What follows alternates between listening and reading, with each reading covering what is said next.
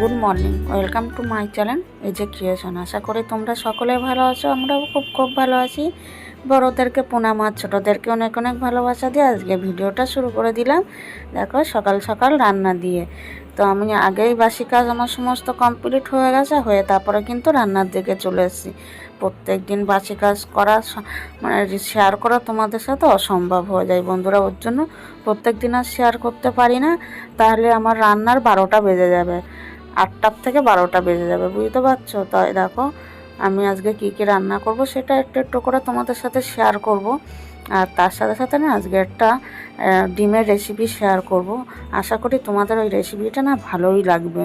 কী বলো তো, ঘরে যদি কখনো যদি কেউ আসে না, মানে আমাদের মতন ধরো রান্না হলে বা ফট করে সবার ঘরে দেখবে ডিম থাকেই নিমিষে। তা কেউ আসার সাথে সাথে না ডিমটা যদি এইভাবে রান্না করা হয় তা নিমেষে আত্মীয় স্বজনরা খেয়ে খুশি হবে। তো তার জন্য আমি তোমাদের সাথে শেয়ার করলাম। এটা রান্নাটা চটজলদিও হয়ে যায়, কোনো ঝামেলা ছাড়াই। তো দেখো আমি একটু বাইরের আকাশটাও তোমাদের সাথে দেখালাম, আর তার সাথে সাথে আমাদের এখানে মেলা হচ্ছে, সেই মেলার গেটটাও দেখিয়ে দিলাম। আর এদিকে দেখো আমার ডাল কিন্তু হয়ে গেছে। আর এই একটা না মশলা করে নিয়েছি। এখানে কি কি বলো তো, টমেটো আছে, লঙ্কার গুঁড়ো দিয়েছিলাম, ওর মধ্যে জিরের গুঁড়ো, একটু রসুন, 1-2 কোয়া রসুন, বেশি রসুন দিইনি, কয়েকটু মানে আদার টুকরো, বেশি কিন্তু মশলা দিইনি, সব হালকা হালকা মশলা দিয়েই আমি একটা পেস্ট বানিয়ে নিয়েছি। আর টমেটো দিয়েছিলাম ওর মধ্যে দিয়ে একটা পেস্ট বানিয়ে নিয়েছি পেঁয়াজ টিয়াজ দিয়ে।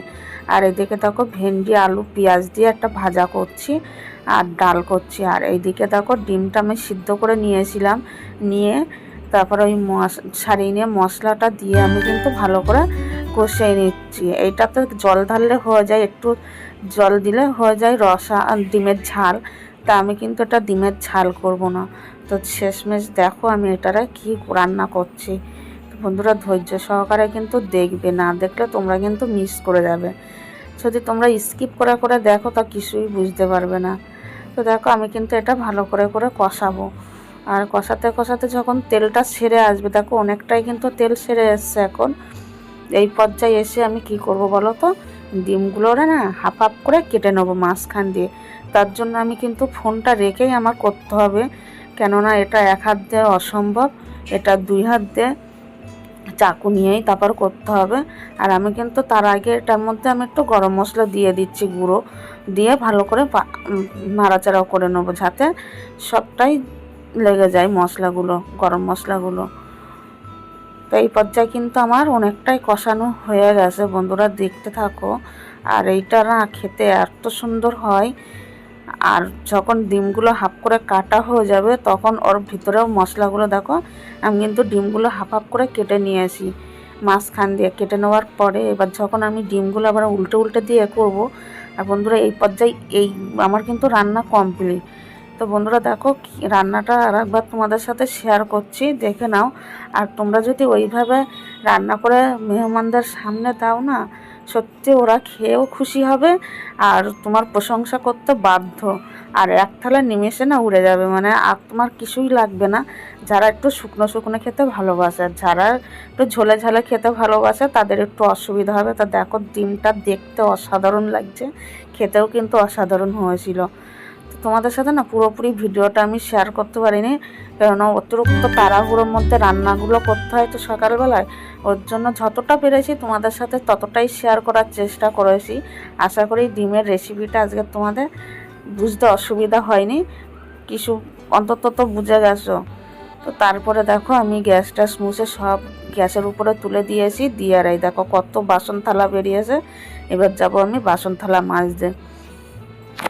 বাসন থালা মাজতে মাজতে দেখো একটা কাণ্ড হবে এখানে। আমার গায়ের মধ্যে একটা মাকড়সা উঠবে জানো তো বন্ধুরা। মাকড়সা ওঠাতে আমি দেখো একটা মাকড়সা বাচ্চা গায়ের মধ্যে, আমি তো সেটা বুঝতে পারছি না, আমি তো ভয়তে করছি। আমি ভাবছি কি পোকা না পোকা, তারপর ওই অপর্ণা পিছন দিক দিয়ে বলে মাকড়সা বলে ও হাত দিয়ে ফেলে দিল।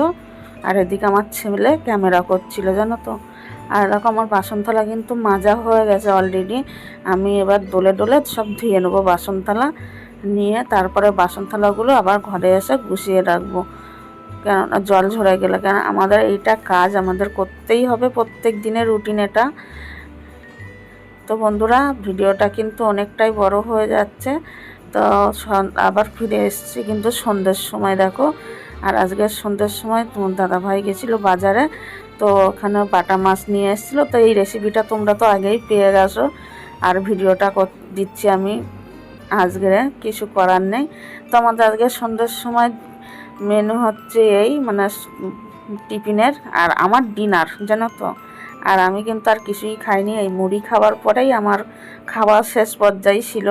কেননা আমি সন্ধ্যার সময় যদি কোনো টিফিন করি না, আমি আর রাতে কিছু খেতে পারি না। ওই কারণে আমি বাড়ি থাকলে, একা একা বাড়ি থাকলে আমি কিছুই খাই না। তো দেখো এখানে ডিমের চপ নিয়ে এসেছিলো, আর ধনেপাতা, পেঁয়াজ, চানাচুর আর মুড়িটা না আমি কিন্তু কড়াই গরম করে ওতে একটু তেল দিয়ে মুড়িটা একটু হালকা ভেজে নিয়েছিলাম। আর খেতে কিন্তু ওইভাবে করে খেলে হেভি টেস্ট লাগে। তোমরা একবার করে দেখো বন্ধুরা, দারুণ লাগে খেতে। মুড়িটা একটু মচমচে হয়ে যায়, আর তেল দিয়ে ভাজা মানে তো আরও খেতে টেস্টি হবে। তো এইভাবেই আজকে মুড়ি মাখাটা সন্ধ্যের সময় খেলাম। ছেলে আর ওর বাবা ভাত খেয়েছিল, আমি রাত্রে এই খেয়েছিলাম। আর একটা জিনিস তোমাদের সাথে শেয়ার করব, মানে পাশে খিচুড়ি হচ্ছিল, তো তারা আবার দিয়ে গেছিলো 4 বাটি খিচুড়ি। তো সেই খিচুড়ি লাস্টে দিয়ে আমি না লোভ সামলাতে পারিনি, তার জন্য খিচুড়ির ভিডিওটা একটু দেবো শেষে, তোমাদের দেখতে থাকবে। মানে খিচুড়িটা লোভ সামলাতে পারিনি মুড়ি খাওয়ার পরে, তাই কি রাত্রে 1 বাটি খিচুড়ি খেয়ে শুয়ে পড়েছিলাম জানো তো। তো বন্ধুরা আজকের সন্ধ্যের সময় এই টিফিন। তো আজকের তোমাদের পুরো ভিডিওটা কেমন লাগলো জানিও, আর যদি ভালো লাগে তো শেয়ার করে দিও। আজকের ভিডিওটা কিন্তু এখানেই শেষ করছি। দেখা হবে, এই যে দেখো খিচুড়ি, দেখা হবে নেক্সট ভিডিওতে। ততক্ষণে তোমরা ভালো থাকবে, সুস্থ থাকবে। আজকের মতন টাটা, গুড নাইট।